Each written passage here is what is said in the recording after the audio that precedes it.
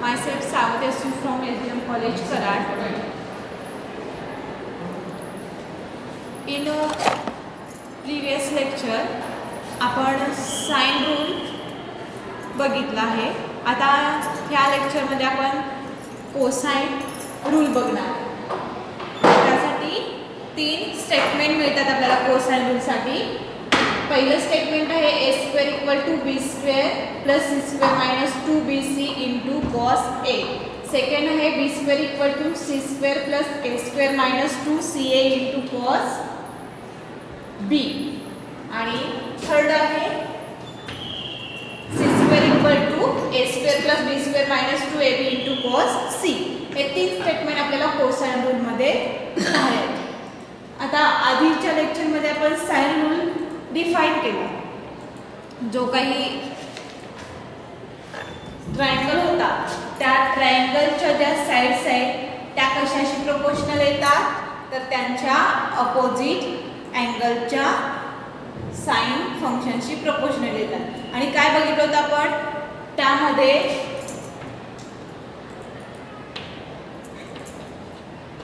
त्या फंक्शनमध्ये किंवा त्या हे साइन मध्ये जो काही रेशो आहेत ते तिन्ही रेशो हे कशाशी इक्वल आहे, the circumradius of the circle. आता आपण बघणार आहे कोसाइन. ह्यासाठी ॲडजस्टमेंट काय आहे, जो काही आपला ट्रायंगल आहे तो आपण एक्स ॲक्सिस आणि वाय ॲक्सिस मध्ये डिफाइन करणार. सपोज ही तुमची एक्स ॲक्सिस असेल आणि ही वाय ॲक्सिस असेल, तर ह्या एक्स ॲक्सिस आणि वाय ॲक्सिस प्लेनमध्ये आपल्याला ट्रायंगल ABC अशा पद्धतीने डिफाइन करायचा आहे की तुमचा जो ओरिजिन असेल तो ओरिजिन आपण A कन्सिडर करणार आहे. त्यामुळे A पॉईंटचे कोऑर्डिनेट आपल्याला काय मिळणार आहे, 0 0. नेक्स्ट, जी काही ट्रायंगलची एक साइड आहे AB ती आपण एक्स ॲक्सिसवर लाईज करणार आहे आणि त्यापासून एक्स ॲक्सिसवरती B पॉईंट असा मिळणार आहे की त्या B पॉईंटचं डिस्टन्स काय असणार आहे एक्स ॲक्सिसवरती A पॉईंट पासून, तर C डिस्टन्स कन्सिडर केले. त्यामुळे B पॉईंटचे कोऑर्डिनेट आपल्याला काय मिळणार आहे, C0. कारण की B पॉईंट आपला फक्त एक्स ॲक्सिसवर कन्सिडर करतो, त्यामुळे B पॉईंटचे कोऑर्डिनेट काय असणार आहे, C0. आणि C पॉईंट हा तुमचा या प्लेन मध्ये कन्सिडर असणार आहे आणि C चे कोऑर्डिनेट काय असणार आहे, B cos A and काय असणार आहे, B sin A. हे आपण रेशो वरून डिफाइन करू शकतो.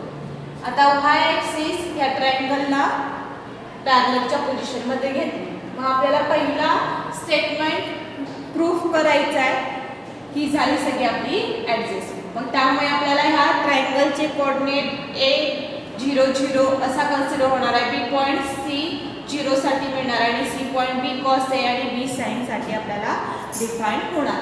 मग आपण पहिलं स्टेटमेंट कसं प्रूफ करायचं ते बघू.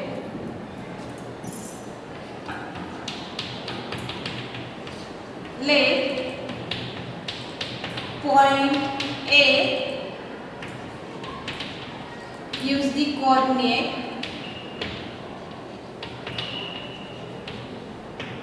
A 0 0, comma B C 0 and C B cos A and B sin A. त्यानुसार आपल्याला ह्या पॉइंटचे coordinate.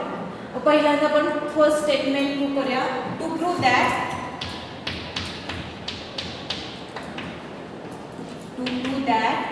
a square equal to b square plus c square minus 2bc into cos a. हे फर्स्ट स्टेटमेंट आपल्याला define करायचं. म्हणजे या ट्रायंगलची एक side म्हणजेच कोणती असणार आहे, A अँगल समोरची साइड BC, त्याची लेंथ आपण काय कन्सिडर करणार आहे, A. आणि B अँगलची समोरची साइड म्हणजे AC ची लेंथ काय असणार आहे आपल्याला, B आपण कन्सिडर केली. मग आपल्याला रिजल्ट काय मिळतो, तर पहिला रिजल्ट आहे a² = b² + c² - 2 cos A हा आपल्याला प्रूव्ह करायचा. मग आपण ह्यासाठी LHS आणि RHS कन्सिडर करून प्रूव्ह करू.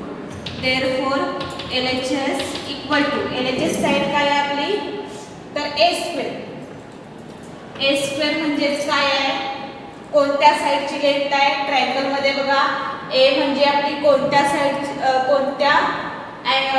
साईडची लेंथ आहे, तर अँगल ए समोरची जी साईड आहे BC त्याची लेंथ आपण काय कन्सिडर केले, ए कन्सिडर केले. त्यामुळे ए स्क्वेअर इक्वल टू काय मिळणार आपल्याला, BC साईडचा स्क्वेअर मिळणार.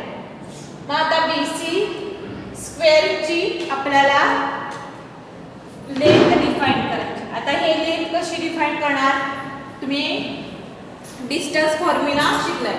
जर लाईनचे 2 पॉइंटचे कोऑर्डिनेट माहित असतील त्यावरून तर तुम्ही डिस्टन्स फॉर्म्युला कसा यूज करता, तर y1 minus x1 plus y2 minus x1 ब्रॅकेटचा स्क्वेअर.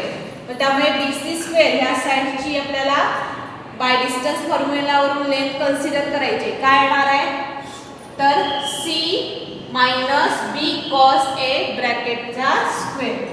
काय येईल, C minus B cos A ब्रॅकेटचा स्क्वेअर प्लस नंतर सेकंड कोऑर्डिनेट काय आहे, 0 मायनस B sin A ब्रॅकेटचा square. 0 minus B sin A ब्रॅकेटचा स्क्वेअर. बाय डिस्टन्स फॉर्म्युलावरून आपण हा रिझल्ट लिहिलाय. सिम्प्लिफाय करूया. A मायनस B ब्रॅकेट स्क्वेअरचा फॉर्म्युला यूज करूया. C minus B cos A bracket square. यासाठी काय मिळणार, A स्क्वेअर म्हणजे C स्क्वेअर मायनस 2AB म्हणजेच काय येणार, मायनस 2A म्हणजे C आणि B म्हणजे काय आपला B cos A म्हणजेच काय मिळेल, CB cos A आणि प्लस B चा स्क्वेअर म्हणजेच काय मिळणार, B square into cos square A plus आता सेकंड ब्रॅकेट मध्ये काय 0 मायनस B इंटू साइन ब्रॅकेटचा स्क्वेअर. त्यासाठी फक्त काय मिळणार आपल्याला, minus B sin A bracket square म्हणजेच काय मिळणार आहे, तर मायनसचा स्क्वेअर असतो पॉझिटिव्ह. मग B square into sine square A हे सेकंड ब्रॅकेट साठी आपल्याला फक्त एवढं आन्सर मिळणार. मग सगळ्या टर्म एकत्र करूया. पहिल्यांदा काय घेऊया बघा, C square minus 2BC into cos A आणि आता ह्या दोन्ही टर्म बघू. B square cos square A plus B square sin square A मधून आपण काय कॉमन काढू शकतो, तर प्लस B स्क्वेअर कॉमन काढला तर ब्रॅकेट मध्ये काय राहणार, cos square A plus sin square A म्हणजेच काय मिळणार आहे आपल्याला, C square minus 2BC into cos A plus B square आणि ब्रॅकेट मधल्या टर्मची आपण व्हॅल्यू काय डिफाइन करू शकतो, 1. कारण की माहिती आहे ट्रिग्नोमेट्रिक फंक्शन मध्ये sin square theta plus cos square थीटाची व्हॅल्यू काय असते, 1. त्यामुळे B स्क्वेअर इंटू ह्याची व्हॅल्यू काय आली, 1. म्हणजेच काय मिळणार आपल्याला, C square minus 2BC into cos A plus B म्हणजेच काय मिळू शकतं, B square plus C square minus 2BC into cos A. हीच आपली RHS साईड आहे ना, काय आपली RHS साईड ती म्हणजे LHS साईड घेऊन आपण RHS दाखवलं. ह्यावरून आपल्याला काय मिळतं, therefore A square equal to B square plus C square minus 2BC into cos A. हे फर्स्ट स्टेटमेंट आपल्याला इथे प्रूव्ह होतं. सेम त्या पद्धतीने आपण सेकंड स्टेटमेंट प्रूव्ह करू शकतो. B स्क्वेअर म्हणजे कोणती साइड येणार, P अँगल समोरची AC या साइडची लेंथ आपण काय कन्सिडर केले, P. मग आपल्याला काय दाखवायचं आहे, B स्क्वेअर इक्वल टू काय दाखवायचं आहे, C square plus A square minus 2CA into cos B दाखवायचं. सेम जशी आपण पहिल्या स्टेटमेंटसाठी प्रोसिजर केली, सेम ह्या सेकंड स्टेटमेंटसाठी आपण करणार आणि थर्ड साठी पण सेम पद्धतीने करणार. अशा पद्धतीने आपण हे कोसाइन रूलचे स्टेटमेंट काय करू शकतो, प्रूव्ह करू शकतो. फक्त काय येणार आहे तुमची जी काही ही साईड आहे ती ह्या पद्धतीने इथे कन्सिडर करावी लागेल. त्यासाठी आपली डायग्राम येईल. अशा पद्धतीने आपण कोसाइन रूलचे हे स्टेटमेंट प्रूव्ह करू शकतो. काय लिहिणार? Similarly we can prove that. Second statement कोणता आहे? B square equal to C square plus A square minus 2ca into cos B. आणि थर्ड स्टेटमेंट कोणता आहे? तर C square equal to A square plus B square minus 2bab into cos C. हे दोन्ही statement same या पद्धतीने आपण prove करू शकतो. हा झाला तुमचा कोसाइन रूल. आता साइन रूल बघितला, कोसाइन रूल बघूया. आता लास्ट रिझल्ट आहे यावरचा तो आहे दी प्रोजेक्शन रूल. तो पण आपण इथे पाहूया. जो प्रोजेक्शन रूल आहे तो आता ट्रायंगल मधल्या जे प्रोजेक्शन आहे त्या प्रोजेक्शन वरती डिपेंड आहे. मग दोन साइडचे प्रोजेक्शन डिफाइन करून त्यावरती आपण हा प्रोजेक्शन रूल फाइंड आउट करणार. पण यासाठी केसेस पण आहेत. 3 केसेस आहेत. ज्या अँगल वरती आपण प्रोजेक्शन डिफाइन करणार आहे त्या अँगल वरती 3 केसेस डिफाइन करून आपण हा थर्ड रूल प्रोजेक्शनचा रूल पाहणार. मग बघा दी प्रोजेक्शन रूल.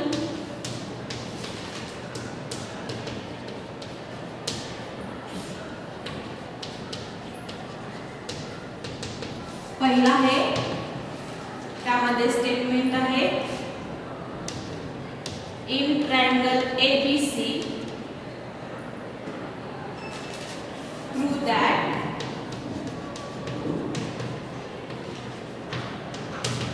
फर्स्ट आहे side A equal to B into cos C plus C into cos B. Second आहे side B equal to C into cos A plus A into cos C. आणि third आहे C equal to A into cos B plus B into cos A. हे 3 प्रोजेक्शनचे rule आहेत ते आपण बघू. मग यासाठी आपण पहिल्यांदा ट्रायंगल डिफाइन करायचा आहे. आपल्याला इन ट्रायंगल ABC मध्ये हा प्रोजेक्शन रूल फाइंड आउट करायचा. ट्रायंगल ABC डिफाइन केलाय आणि ह्या ट्रायंगल मध्ये A पॉइंट मधून आपण असा अल्टिट्यूड ड्रॉ करणार आहे की तो BC ह्या लाईनला एका D पॉइंट मध्ये मीट होतो. मग काय ॲडजस्टमेंट केली? ट्रायंगल ABC मध्ये A पॉइंट मधून मी एक अल्टिट्यूड पास केला. तो B साइड मध्ये D पॉइंटला काय करणार? मीट करणार.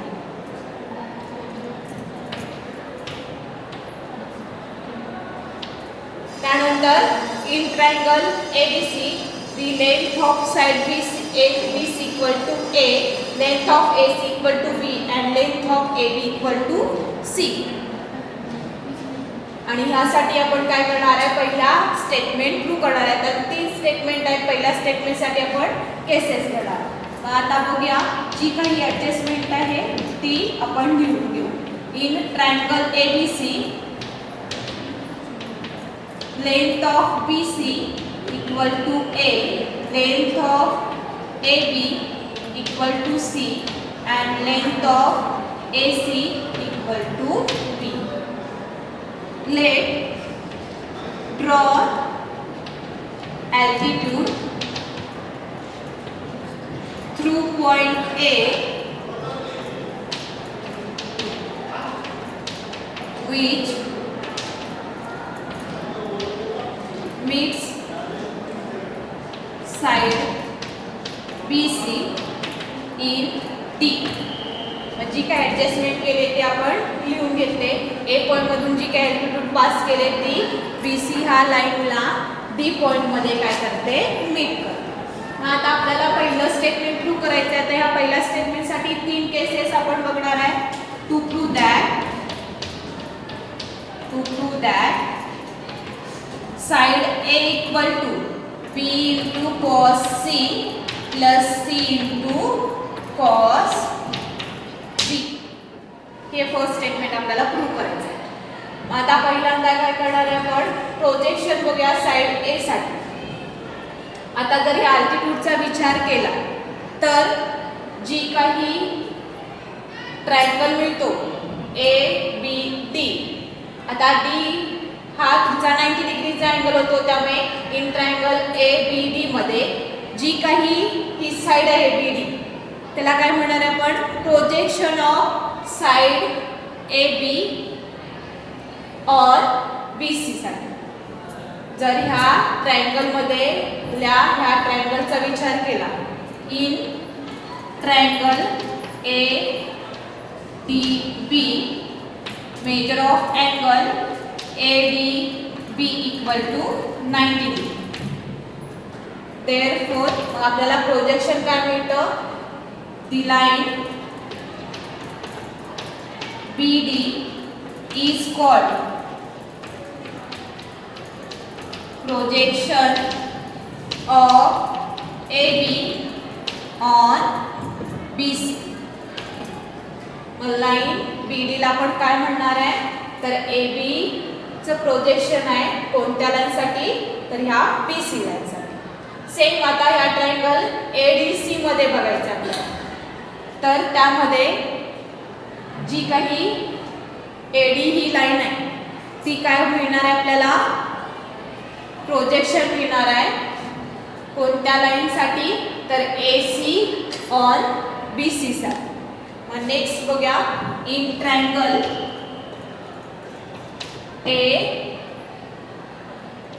ADC measure of angle ABC equal to 90. आता सेकंड साइड ट्रायंगल मध्ये आपल्याला काय मिळणार आहे जो DC आहे DC ला आपण काय म्हणणार आहे प्रोजेक्शन ऑफ AC और BD साठी. Therefore the line DC is called projection of AC on BD. हे आपल्याला दोन प्रोजेक्शन आहे. जी काय अल्टिट्यूड फाइंड आउट केले त्या अल्टिट्यूडमुळे ह्या ट्रायंगलचे दोन ट्रायंगलमध्ये कन्वर्जन झालं आणि या दोन ट्रायंगलवरून आपल्याला दोन प्रोजेक्शन मिळाले. एक आहे प्रोजेक्शन BD आणि दुसरा आहे DC. आता नेक्स्ट काय करणार आहे केसेस बघणार अँगल B साठी. जर B हा तुमचा B आणि C म्हणजे आपल्याला दोन अँगल मिळतात. एक अँगल आहे B अँगल आणि एक अँगल आहे C. जर या दोन ट्रायंगलचा विचार केला तर D हा तुमचा 90 डिग्रीचा होतो आणि त्याच अँगल मध्ये B हा तुमचा काय असणार आहे ॲक्यूट अँगल. ह्या अँगलचा विचार केला तर C पण काय होणार आहे तुमचा ॲक्यूट अँगल. मग पहिली केसेस या दोन ॲक्यूट अँगल साठी आपण बघणार. First case is case first angle major of angle B and measure of angle C are acute angle. आता या acute angle नुसार जे काही आपण प्रोजेक्शन डिफाइन केले त्या प्रोजेक्शन साठी आपण काय करणार आहे व्हॅल्यू डिफाइन करणार. मग पहिल्यांदा काय म्हणले आपण BD हे काय आहे हे कशाचं प्रोजेक्शन आहे तर ह्या AB चं प्रोजेक्शन आहे कशावरती डिफाइन केलेलं BC वरती. आणि दुसरं प्रोजेक्शन काय मिळतं आपल्याला DC AC ऑफ BC साठी. मग आता ह्यावरून आपण काय करणार आहे पहिल्यांदा therefore projection of A B, पहिलं प्रोजेक्शन काय आहे ए बीचं ऑन बी सी, त्यालाच आपण काय नाव दिलंय ती काय आपलं प्रोजेक्शन बी डी, लाईट बी डी आहे. मग बी डीची व्हॅल्यू आपण कशी डिफाईन करू शकतो? बी डीची व्हॅल्यू जर अँगल तुमचा ॲक्यूट अँगल असेल तर त्याच्या ट्रिग्नोमेट्रिक फंक्शनवरून कॉस बी ची व्हॅल्यू काय मिळेल तर adjacent side divided by hypothesis, यावरून आपल्याला काय मिळेल बी डी इक्वल टू काय मिळेल C into cos B, C into cos B, ही आपल्याला बी डी साठी प्रोजेक्शनची व्हॅल्यू मिळाली. नेक्स्ट प्रोजेक्शन काय आपलं A C on B C वर, ए सी ऑन काय आहे B C, therefore projection of A C on B C ते आपण काय म्हटलंय डी सी मांडलं.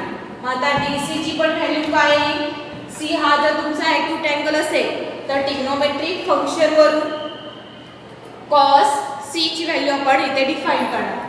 काय येईल कॉस सी ची व्हॅल्यू काय येईल adjacent side divided by hypothesis, म्हणजे डी सी इक्वल टू काय मिळेल आपल्याला ॲडजसेंट हायपोथेसिस ची व्हॅल्यू काय आहे बी इंटू कॉस सी, यावरून डी सी ची आपल्याला व्हॅल्यू डिफाइन होईल. हे झालं आपण प्रोजेक्शनची व्हॅल्यू डिफाइन केली, कारण की का आपला हे दोन अँगल काय मिळतात ॲक्यूट अँगल, त्यावरून प्रोजेक्शन वरून आपण ट्रिग्नोमेट्रिक व्हॅल्यू वरून त्या प्रोजेक्शनची व्हॅल्यू आपण इथे डिफाइन केली. मग आता फिगर मध्ये बघा आपल्याला काय डिफाइन करायचं आहे. पहिलं स्टेटमेंट काय आहे A equal to B into cos C plus C into cos B define करायचं आहे. मग फ्रॉम फिगर बी सी ह्या साईडची लेंथ आपण काय कन्सिडर केले ए, आणि आपल्याला दाखवायचं काय आहे ए इक्वल टूच दाखवायचं, म्हणजेच काय येणार from figure A equal to ही कोणत्या साईडची लेंथ आहे ती आहे साईड आपली बी सी. आता बी सी साठी आपण काय डिफाइन करणार BC चे दोन पार्ट मध्ये डिवायडेशन होतं, कारण की का ए पॉइंट मधून आपण जी अल्टिट्यूड पास केले ती BC पॉइंटला D पॉइंट मध्ये मीट होते, त्यामुळे BC पॉइंटचे दोन पॉइंट मध्ये डिवायडेशन झालं. एक पॉइंट आहे तुमचा BD आणि दुसरा पॉइंट आहे DC, म्हणजे BC चा आपण काय लिहिणार दोन पॉइंट नुसार दोन पार्ट BD प्लस DC, यावरून आपल्याला काय मिळते ही टोटल लेंथ मिळते BC. BC इक्वल टू आपण काय लिहिलं BD प्लस DC लिहिलं. आताच आपण प्रोजेक्शन BD आणि DC ची व्हॅल्यू डिफाइन केली, ती व्हॅल्यू या इक्वेशन मध्ये पुट आउट करा.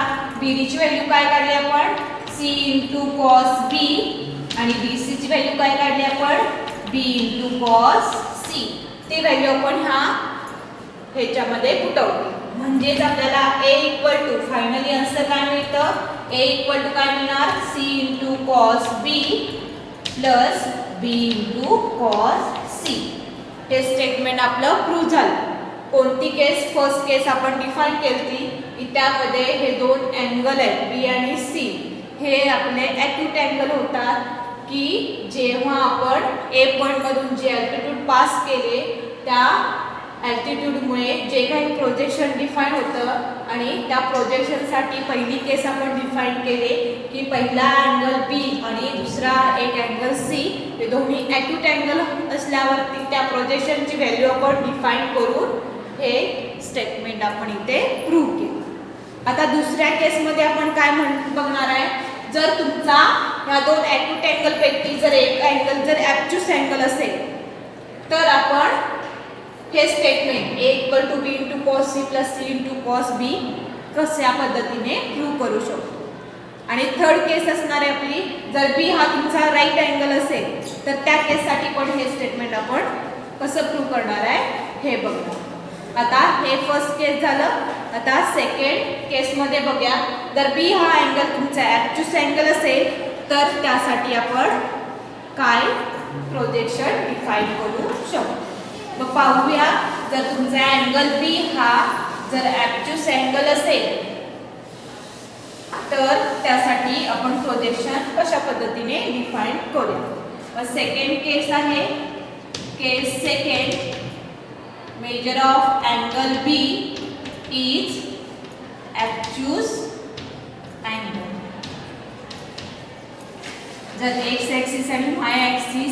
ह्या प्लेनमध्ये जर आपण तो अँगल डिफाईन केला तर त्यासाठी आपलं प्रूफ काय आहे ते आपण बघू.